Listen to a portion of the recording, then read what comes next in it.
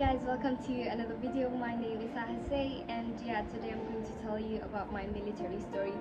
When I say my military story, the only thing that I remember is the phone call that I made to my mom, telling her, "Mom, do you hate me this much? Do you hate me this much to take me to this place? Do you really want me dead before I come back home?" Yeah, those were my words to my mom. Imagine the situation.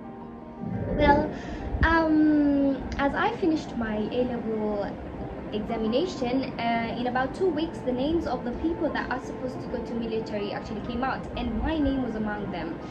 And I was having a debate with myself whether I should go or not.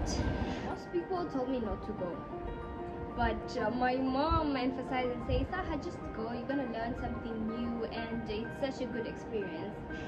Yeah. So out of my curiosity, I decided to go.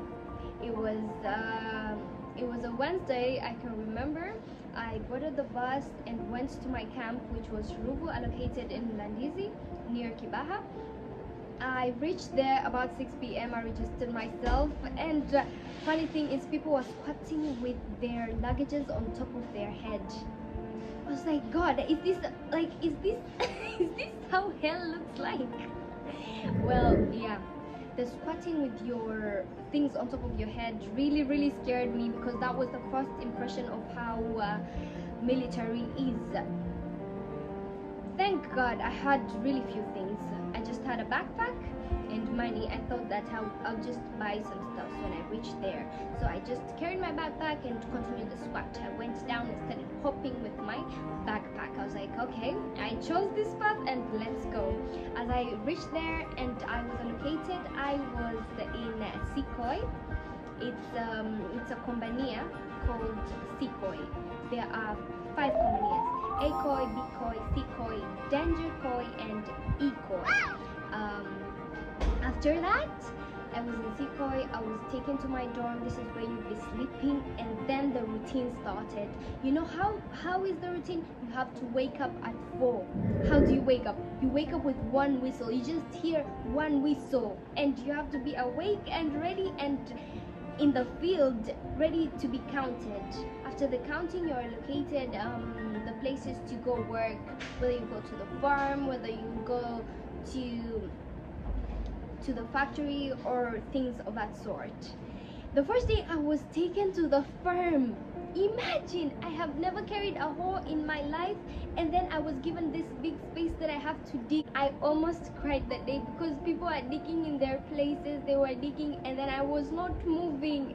And then the officer came to me like, "Are you this lazy?" and stuff. He started scolding me, and it was quite hectic that day. It was my first day. First days are always hard. I digged, I really tried my best, and then by 10 we went back to have tea, and then we went back to our chores and stuff, and then we had a running to do. It's a short marathon that you get to do before you eat your lunch. At first, running wasn't quite a pleasing adventure to me, but I just had to do it. So I ran. I went at the end of the day. At least the food was nice. It was ugali and chicken. And we were given fruits, so I was like, it's worth it. I ate my food, and then we had another assignment in the field. We had to carry soil from one place to another. I was like, God, why did I even come here? My curiosity is going to kill me. So we had taken the soil from places to places, and finally we were given time to have a break. It was 5 p.m. I remember. So as I went, I was supposed to go bath and clean myself, but I just fell on that bed and had to sleep. I was devastated. I felt so tired. I just wanted to call my mom and tell her like I really want to go back home, but since our phones were taken, I couldn't do that. After the sleep, I woke up and it was already supper. People are running to go eat. I didn't bath, remember? So I went to bath, and then the matron actually found me bathing while it was time to have supper. So I got another scolding, I got another punishment. I had to clean the dorm and stuff. So I was like, it's fine, I can just clean the dorm rather than going back out there. So I went back to the field at around 7. where we aligned, we started to do some exercises. We had some push-ups in counting, we had some squats in counting.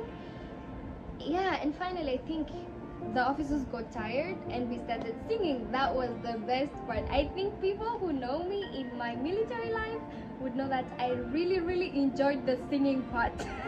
That's the only part of military that I enjoyed, singing. So we sang some songs and stuff. That was the part that I really enjoyed. And then we like socialized, you get to know other people, you get to talk to them. I got new friends. Yeah. And after the singing, the officer actually came and told us, now you can go to sleep. It was about 12. Yeah, he told us to go to sleep. But the first 4 weeks were the weeks that we were supposed to stay up all night, but rather we were just sleeping at 12 or at 1 and then waking up early in the morning. So the first days were really hard for me, and I even faked to be sick at some point and headed to the hospital, but the doctor realized that I wasn't really sick, I was just tired. So he gave me some C's. C's are the permission to rest for like 2 to 3 days. So I was given those C's, and then I went back to the daily routine. So after 4 weeks of devastating moments, we were reallocated and we were taken to places in terms of what you're interested in. Luckily, I got myself to fit in the hospital, where I had been among the workers, the people who clean the hospital in the military, where other people went to the kitchen, other people went for the big things, the ones that carry the gun and walk around with them. Others went in the tailoring and many other factors. And the other people that remained as people with no specifications, they were called the KO. The KO were the ones that were taken for the normal routines like irrigation, farming, and anything that requires people. That's when the KOs were taken. Yeah, so it was nice. The best part that I really enjoyed about my military time was also the rifle. We had rifle classes right after lunch, where we were told how to use the rifle, how to keep the rifle on your shoulder, support it, and aim and shoot.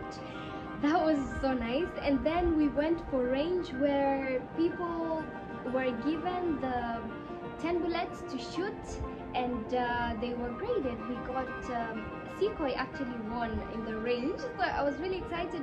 I'm not the one who won, but definitely our group won, so I was excited for everyone. I actually got only one shot. I don't blame myself. That was the first time for me to even hold a gun, but I'm glad I learned the experience. I know how to clean a gun, I know how to set everything up, I know even how to pull a trigger. That's worth it, you know. Apart from holding a gun and using a gun, we were also taught about entrepreneurship skills, where we were taught how to start your own vegetable garden. We were taught how to sell stuff, how profit and loss comes about. We had an officer in our group where he would have these sessions in the late night, like at night, between 7 p.m. and 12. He would just tell us about how entrepreneurship works and how everything comes about. That was really nice. We even had social skills, intellectual skills, because a lot of people from different places are brought to stay at one place to share ideas. So that way you learn. I learned a lot from other people. I learned that not everyone are from the same kind of families. I learned that people are different, people think differently, and we should always think outside the box. That's the things that I learned from my colleagues. And kindness, I learned that kindness is really something, because there's some points that I couldn't dig, but Angorongoro, okay, in Jeshi, the girls are called Serengeti and the guys are called Ngorongoro. So the Ngorongoro would come and he would help me, like, let me help you, he would dig and stuff. Kindness really works, because at some point we need each other and we help each other. So yeah, that was my military experience, and I'm so excited to tell you about it because reliving the moment actually excites me. Though it was hard, I've passed through a lot of shit, but I am really excited that I'm done with it. I got a certificate, and now I'm here. I'm a girl who has a certificate that she has attended military. I still remember my number, and I remember all the things that I am taught in that place. I hope you really like this video. Hit the like button, share it to your friends, and don't forget to subscribe. It's Saha Sway. Bye bye.